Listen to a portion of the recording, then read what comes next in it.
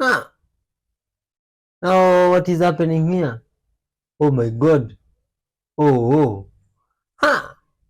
Is this something now like what? Is this a monster that is passing in a swamp? What is that thing? You see now this is creepy. Ah, but it looks big and somehow scary and creepy. Ah, yeah, yeah. What is this now? Oh my god. Hey, what does that look like? And I just saw a Bigfoot. Bigfoot went up into that cave. I just saw Bigfoot. Oh my god. That was terrifying. The cave's gotta be 20 feet in height. I just saw something go in there. It looked like a Bigfoot. Oh my god. Oh. Whoa. I'm videoing right now. What? Holy, that's you. We were just talking about My that. mind is like right on it. Oh my Hopefully I god. don't get. Look at the size of that. Look at him. This boat. He could tip the boat over. Look at him. Oh, That is like, oh my god. that's incredible. Oh my god. He was Holy bigger. Man, that's beautiful. That's very I creepy. asked one of my employees today, what does it mean when you're driving and someone flashes their high beams at you? They didn't know. They didn't know. And it got me thinking, like, does anybody know what that actually means anymore? Like, if you're driving and someone on oncoming traffic flashes their high beams at you, do you know what that means? Huh. Curious. Ah. Oh, those guys in the cars. What does that mean? This little guy came up to us on the boat and he was struggling, really tired, really cold, he's shivering. And this is a baby seal. It's the cutest thing I've ever seen. It's like a cross between a fish and a puppy. And I think his mom is out hunting for him and he's just really tired. He got really tired of swimming around in the water, needed a break. So we're chilling in the sun trying to warm up. Hey buddy. Oh, yeah. Man, that's very beautiful. I'm trying this. Put some sunscreen on, dude. For your face. What? It's cloudy outside. You still need it. Sunscreen is important.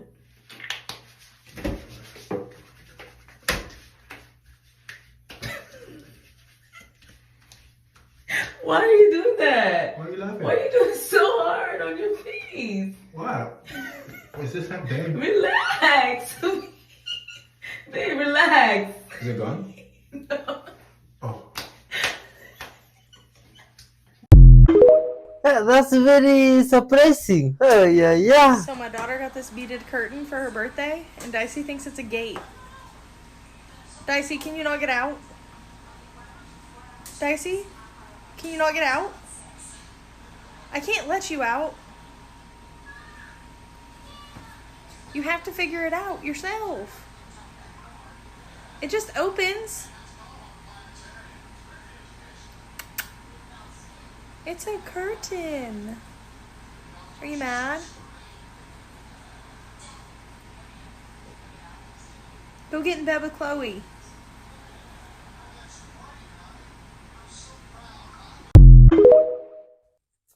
Animals are just amazing. I can't man. make this stuff up. So I was playing hide and go seek with my dog.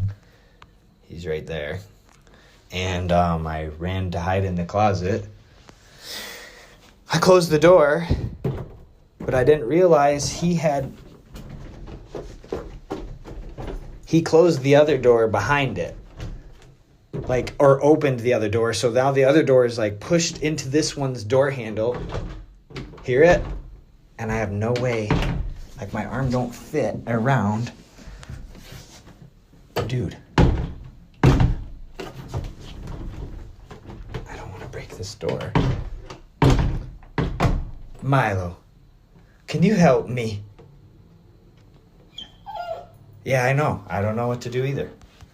So, yeah. Current situation, stuck in a closet. Hey, yo. See, this man gets it.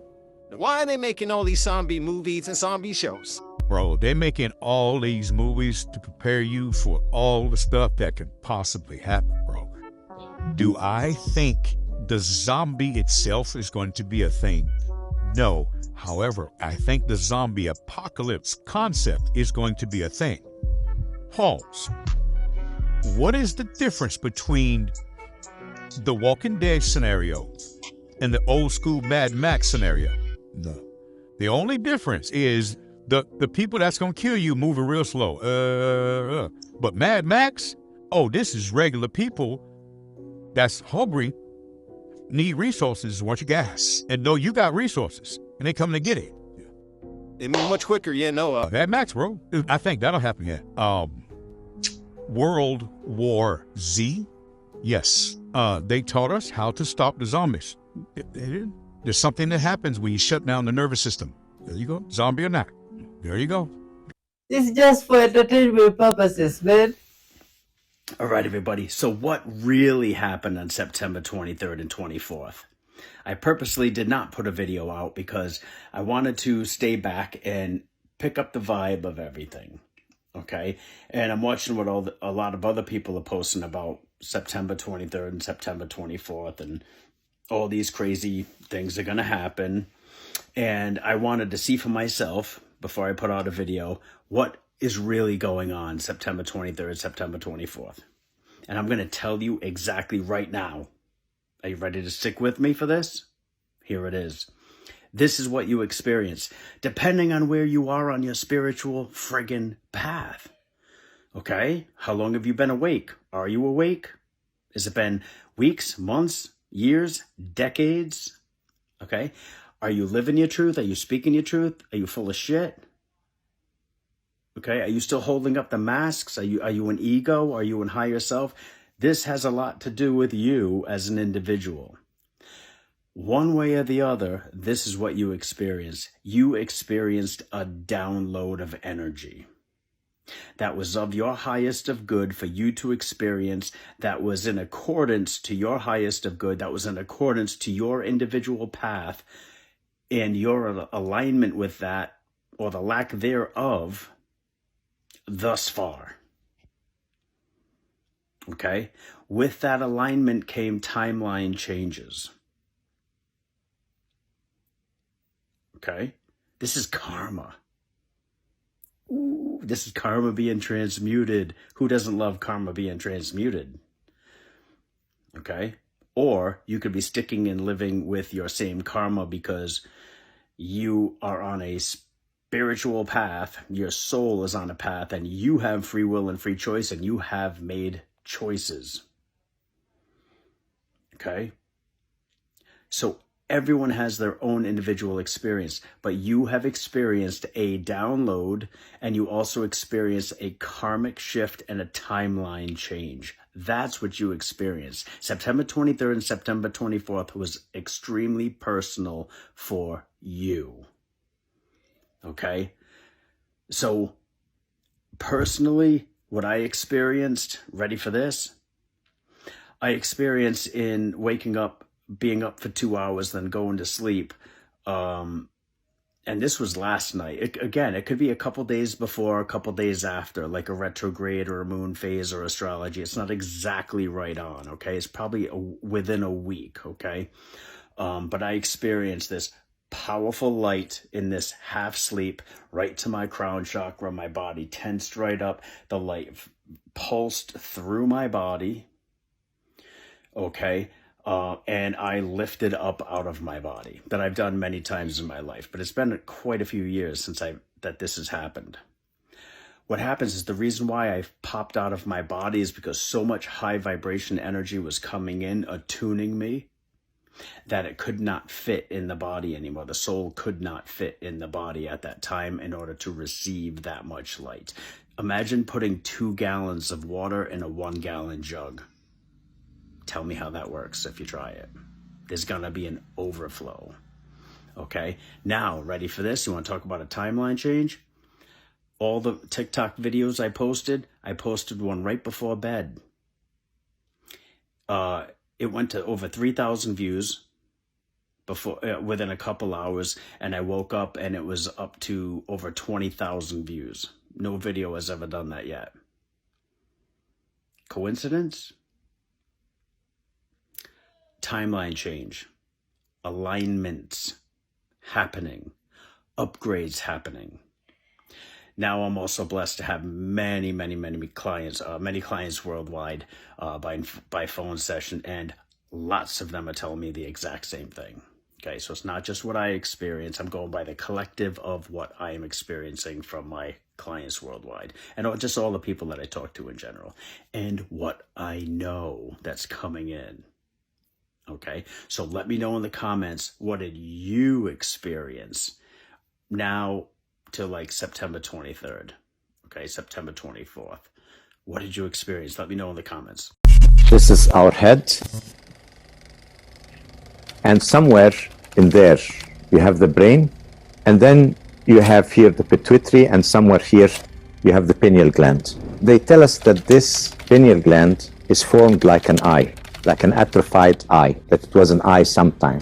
But if it was really an atrophied eye, then why hide it under the brain if it was supposed to see light? But we know that as an eye, it's very sensitive to light, because when light hits it, it can't hit it directly, of course. Somehow it gets the information about light. Then it produces certain things, chemicals in your body.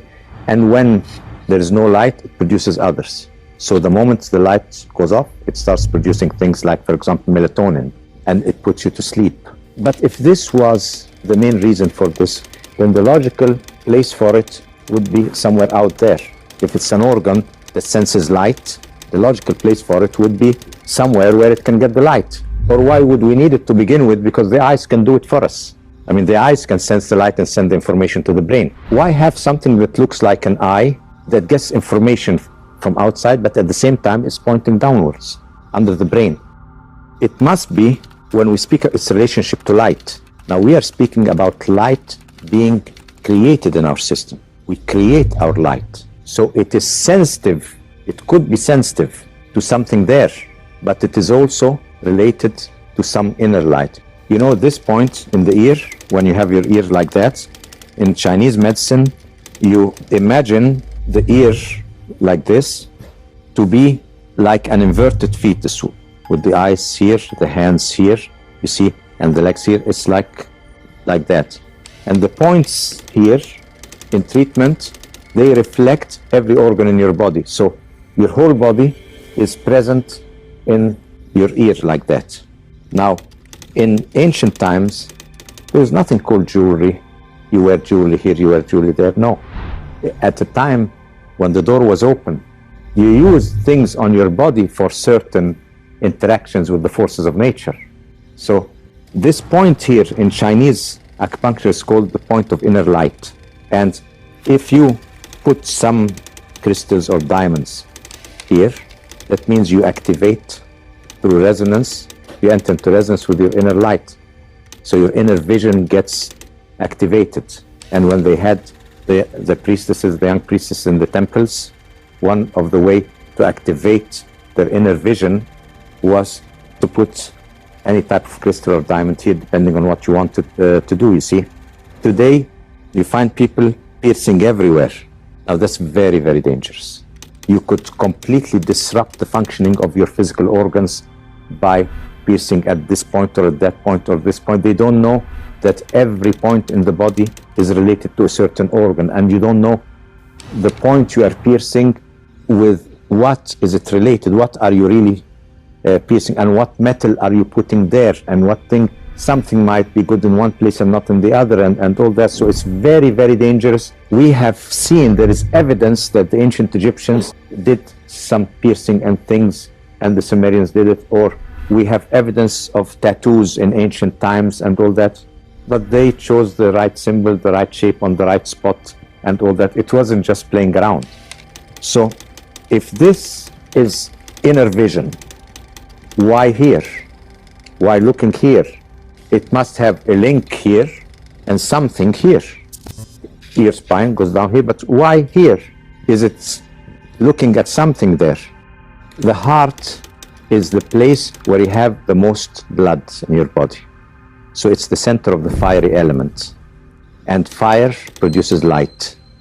So the mystical connection of light of the heart perceived by the pineal gland, illumination, and then what's perceived out here with the visual center. So this light is in resonance with this center. So your inner light is here, and it is on a harmonic, a higher harmonic to the actual light you perceive in colors. That's why in any mystical experience, the light effect, I mean, if you do some meditation or do some prayer or something, sometimes you can see that there's some slightly more light in your vision. So there's a link between the centers here, pituitary, pineal, heart, and the brain then. Now, look at it that way. In order that you perceive your reality, you must have working senses. That means your body must function before you can perceive a reality. So what runs your body? Is it within your perceived reality or from outside? I mean, your heartbeat, your lung, all the rhythms of your body, the laws that govern life, are not coming from your perceived reality. They're coming from the total reality. The whole universe is working through you in there, and then you become alive, and then you make your perceived reality. But what really work all those rhythms are methods of communication. Remember, we said rhythm are communication. So you're communicating with the whole universe. Your life is through the life of the universe. What are the laws that make you breathe, think? Where do those laws come from? Those archetypal laws must be beyond the perceived reality, because they must be there first for us to see perceived reality. Now, is the light that you see in front of you produced by the sun or by you? No, the sun is radiating energy.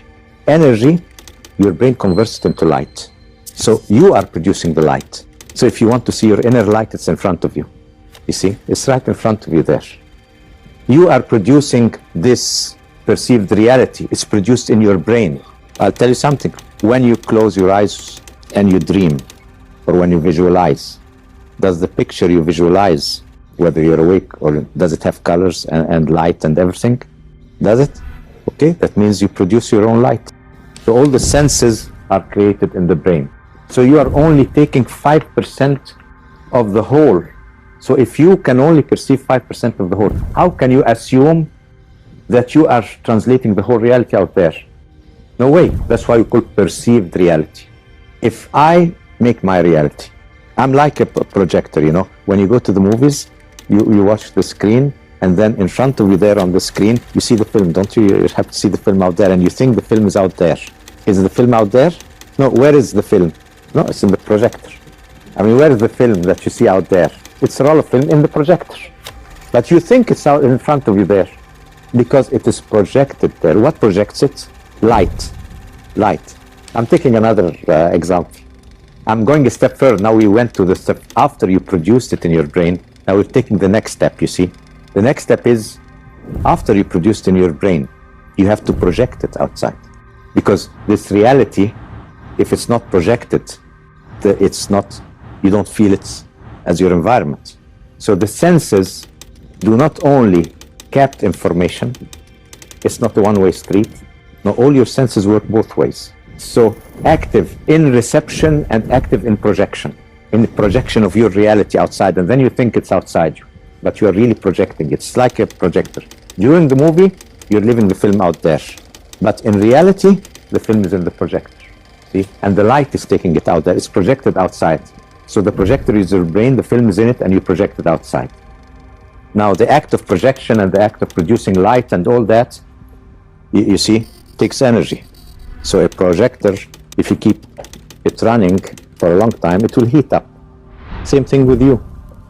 I mean, seeing this reality, because it's a left brain operation, because your reality is sort of made up through the use of the activation of the senses, what happens is it overheats if you use it too much. So you have to sleep.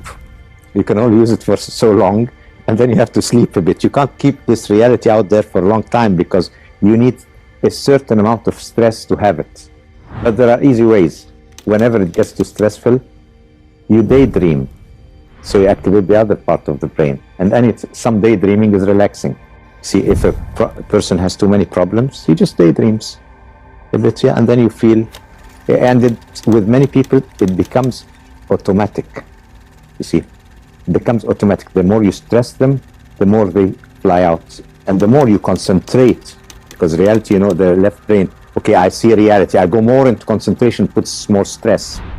Now, if I am producing my reality and I have a projector, I'm producing my reality. That means I can control it. I can put my hand in front of the projector, make some images, do things. So I can play with this reality if I'm producing. But it doesn't work that way. Imagine that there are... Oh man, that's very... Is it illegal to try to communicate with dolphins and whales? I just saw a great video about someone who figured out how to do that, and what they told him was there is no such thing as one whale or one dolphin. It's a collective. They're all part of a whole, and they can all communicate as long as there's one dolphin or whale within 1,000 miles. That's their limit. And the guy who learned to communicate with killer whales was the same man who started Greenpeace to try to stop killing the whales, and he did a lot.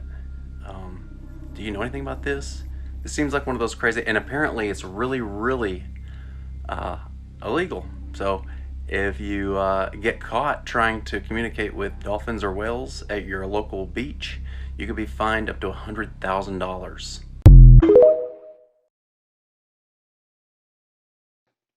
The paranormal chick here. Everybody's recording. Everybody has their camera. We also all have routines. But imagine driving down a road that you drive down every day, and then you look over and see something odd, something not normal, laying in the middle of the field. That's what exactly happened to this witness. He looks over and sees a giant rock man.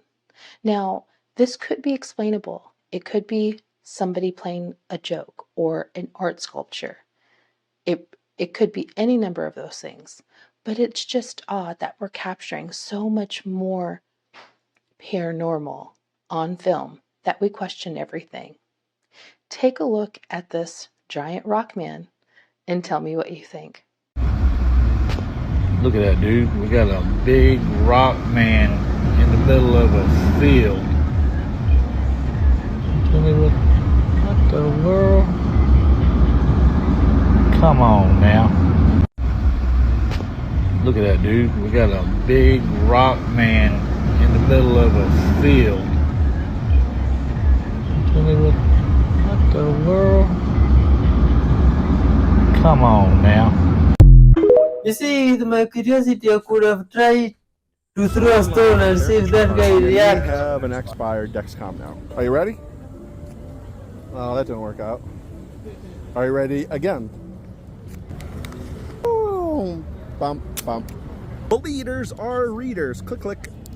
It is my fault. We left all the cool stickers in the hotel room. So for right now, she's just getting the clear over patch for her Dexcom.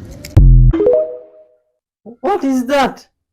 What is that? So we just pour the water at top here into this tank, and it doesn't need a lot of water. In fact, water is a perfect carrier of hydrogen, as it is primarily H2O. Okay. So all that we do is once it's inside the tank, it flows into our proprietary electrolysis cell that sits at the base of the stove here. I'm going to come across on this side. Okay. And actually what I'll do is I'll show you how fast it electrolyzes. This is fascinating, how quickly it creates the gas. So take a look at this. As soon as I open it, you'll see the hydrogen gas coming out. Okay.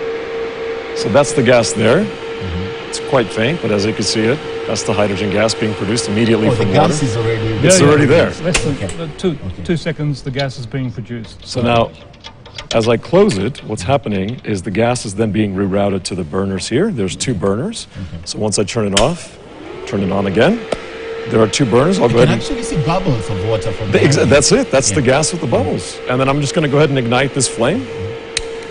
And as you can see, hydrogen burns orange. So this is actually that's it.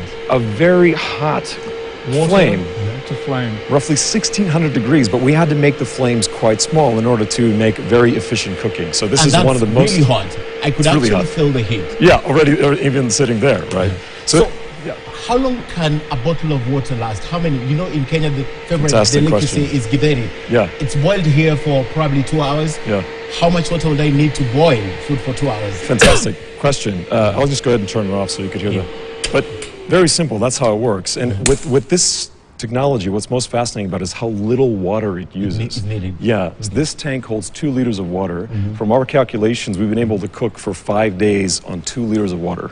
5 days. Yo, that's incredible, man. Is that Aquaman stuff? Shapeshifting is different. Shapeshifting is done within seconds. Less than a second. Have you seen that done before? Yes. Can you explain what you've seen? I don't do that. I'm not capable of doing it. Yeah, I know one person who does it in the organization. Again, first time I saw it, I got extremely scared. It was very scary. You don't understand what's going on. But yeah, a human can shapeshift to another human, another animal, depending on what is the purpose of the mission. And first time it was done to me, it was done in a private setting, in a hotel room, and just to show me what's happening is like to teach me, like don't be scared, this is what's being done. So it was part of showing me the process. But still, even though you understand they're telling you what's going on, when it happens, the first time you're like almost collapsing from fear. It's very scary to see the change because it's like a second or two. Are these human beings that are able to shift their form? In this specific case, I'm talking about this specific person, yes. Are there entities, ETs, who can do that? I don't know. I'm sure they can. If humans can do it, I'm sure they can do it. They're much more advanced than us. The instantaneous form that you're speaking of? Yes. But not shapeshifting. It's not something everybody can do. It's not something I can sit and teach you how to do. You have to be born with the certain traits, certain qualities to be able to do that. For example, the rabbi could have done anything he wanted. Cannot do shapeshifting. But the person I'm talking about, she could. And when it comes to the holographic transformation, can anybody do that, or do you have to be born with something? The only holographic I saw, it was on ETs, so I cannot tell you about humans. I don't know. It was ETs who became holographic, who became humans later. But I don't know. I don't know the answer to that. When it comes to extraterrestrial life, there's been, and there still is, a lot of thoughts in regards to these beings as evil, here to hurt us, here to kill us. They bring up the idea of reptilians and a lot of other races that they call them like fallen angels, part of the devil, evil. Have you ever experienced, other than that threatening experience with the individual from Konon because he perceived you as a threat, have you ever been afraid and had a reason to be afraid when you were in contact with these extraterrestrials in an evil way? There's no such a thing. This is all nonsense. Stories that you hear on TV or whatever. There's no such thing. There is no evil. They are not evil. They don't know what evil is. I would even describe them as being extremely naive.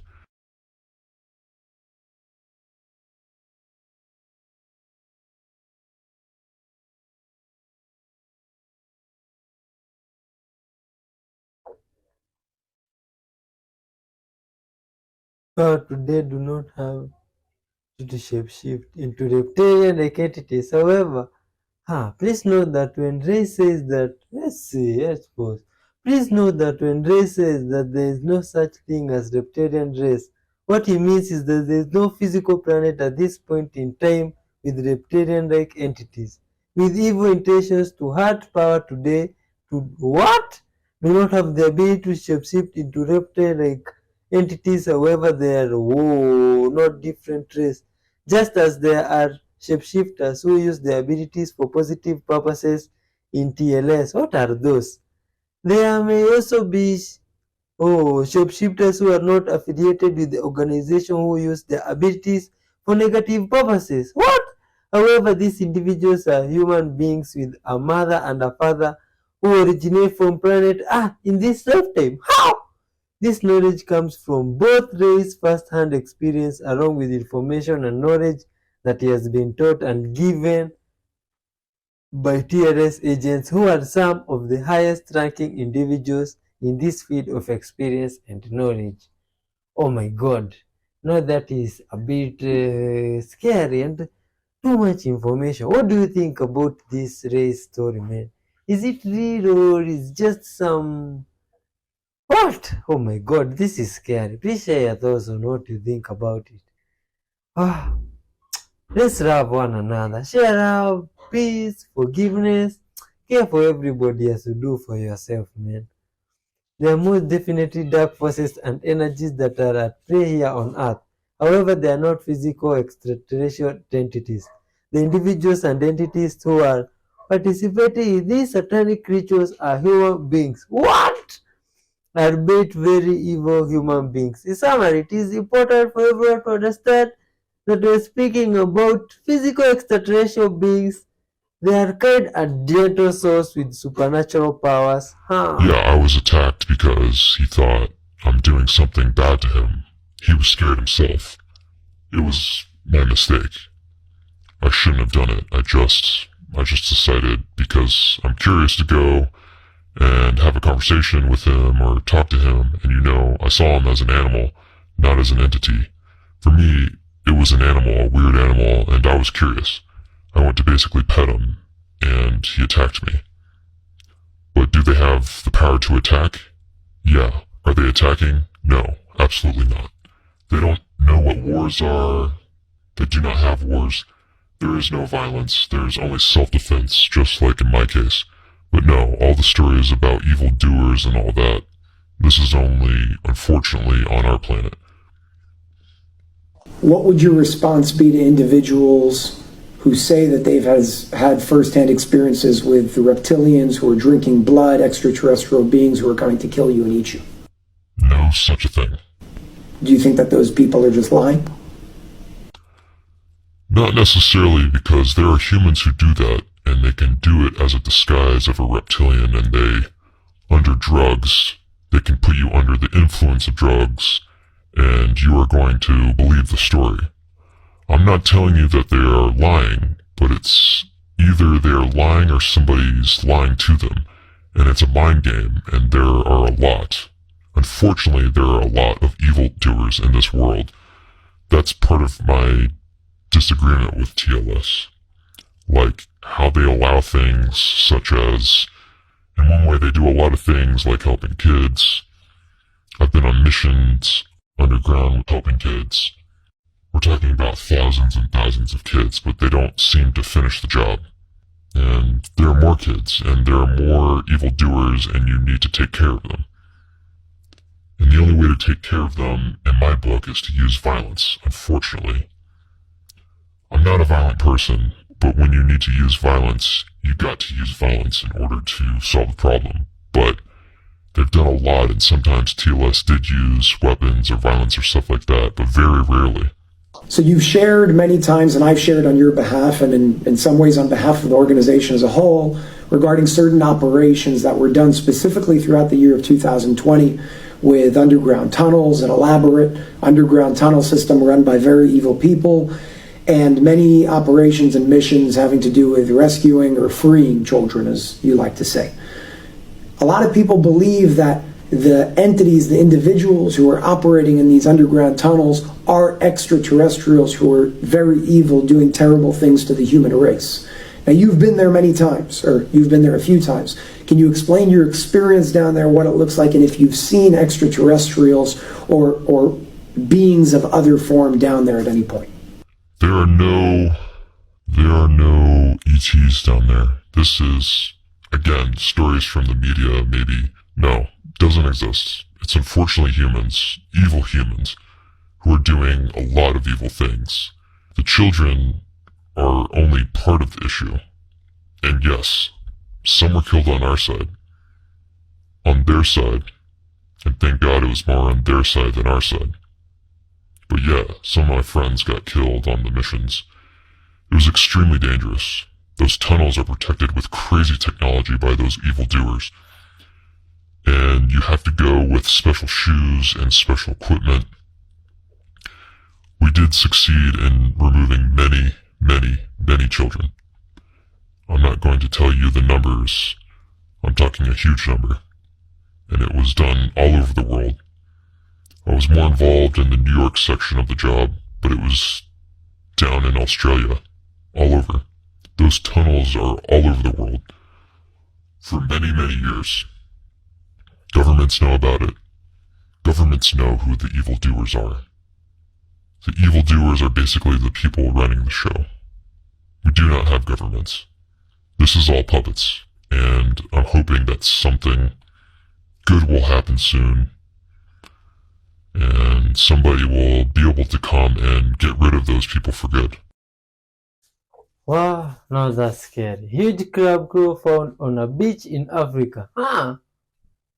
Oh, well, you see, this is not surprising because there are tales here from our friends. There is Now, the chance. if you recall, Doug, before I started to interview her, and before I started to interview her, she was extremely nervous, just like the previous day.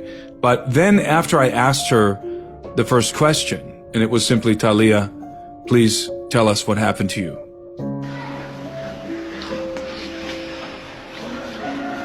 Toma tu tiempo, yo sé que es difícil.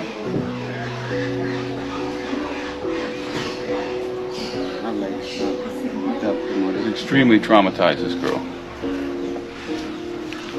She just stood there and trembled, head to foot, trembled. For probably a good 2 minutes, just stood there silent, trembling. She could not speak. Obviously something very traumatic had happened to her right there in the backyard where we were standing. And the assailants my height, I'm 6'1", reminded her of the assailants because they were very tall. So what happened to Talia? What happened to this young lady is that one night, one evening, she was picking fruit from her tree. And this was right after dusk, so it just got dark. She's picking fruit from the tree. She's knocking the fruit down with this long stick, and the fruit falls to the ground. Talia proceeds to bend over and pick up the fruit that fell to the ground, and there are, under the tree, there are some dead leaves, and suddenly she feels this gust of wind behind her. And the leaves, she notices, rustle as she goes to pick up the fruit. She feels this gust of wind, and the leaves are rustling a little bit on the ground. And so she looks behind her, and what does she see? She sees a person coming up the hill, because the backyard is kind of a little gully. It's forested. There's some jungle there between the other houses. So it's this little gully. We have it on film. And she sees this guy, this person, this thing coming up the hill, almost as if he's surfing on one of these circular platforms. And he comes up the hill and he lands next to her, and then immediately grabs her. He seizes her from behind, and he places his hand over her mouth. So he's got her from behind, and he's got his hand over her mouth so she can't scream. Then she sees another one of these guys coming on another platform up the hill, and lands and positions himself in front of her and grabs her leg. So now she is being held by two of these pelacadas, face peelers, one behind her with a hand over the mouth, and the other has her legs. The description she gave me of these individuals is identical to what everybody else was saying to us. They were dressed head to foot in black body armor. She even described the body armor in greater detail than anyone else. She described how it was on the forearms and on the shins, and the chest was some sort of like a breastplate, metallic, and they were wearing these helmets, these large helmets, elongated helmets.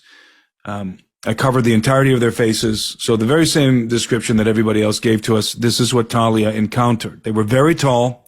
One of them, which she calls the gringo, was taller than me, considerably taller than me. The other, I think she said, was about my height, if I recall. That one I dubbed the Peruvian. The reason why is because according to Talia, these individuals spoke Spanish. The taller one, she says, spoke Spanish like me, like a gringo with an accent. And the smaller one spoke like a Peruvian. And I specifically asked Talia, the Spanish that this individual spoke, was there an accent? Was it Ecuadorian? Was it Bolivian? Was it Cuban? Or did it sound like Peruvian? Did they have an accent? She said he sounded just like all of us. So I started calling this individual the Peruvian. So that's how I'm going to refer to them. The Peruvian face peeler and the gringo face peeler. We don't know if they're people. I'm not saying they're human beings. This is the testimony that Talia gave us there in her backyard. So these individuals have her in this manner, but they're hovering, mind you. They're hovering on these platforms, and they proceed to lift her up. Now, I don't recall, Doug, if she was telling us something about how she was speaking very, very softly. She was very nervous. She was telling us something about how they attempted to lift her off the ground, but couldn't.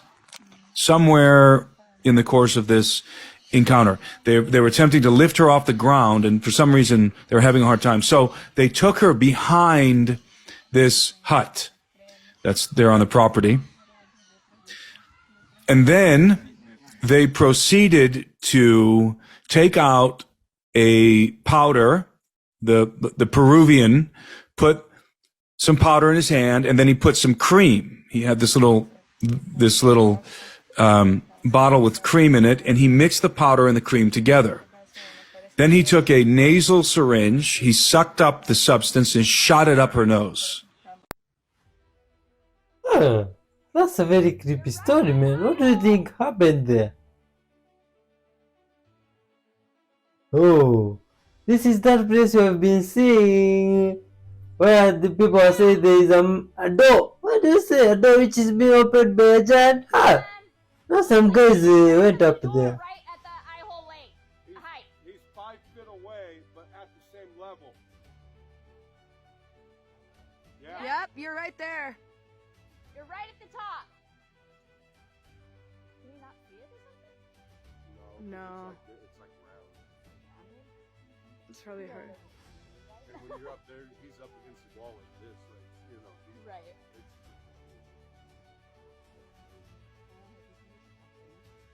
Yeah. No, he's going to the hole. He's knocking on the door.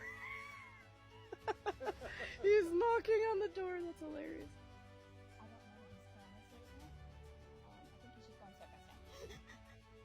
going step by step. He literally just knocked on the door.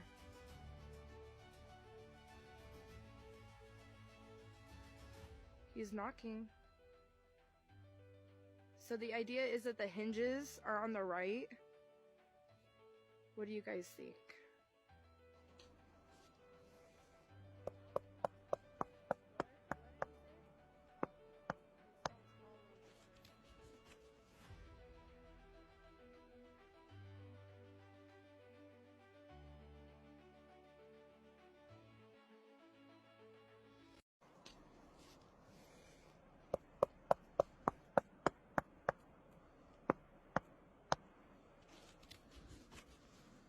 If you find that your chewing gum has a shiny outer layer of paper, you're in luck.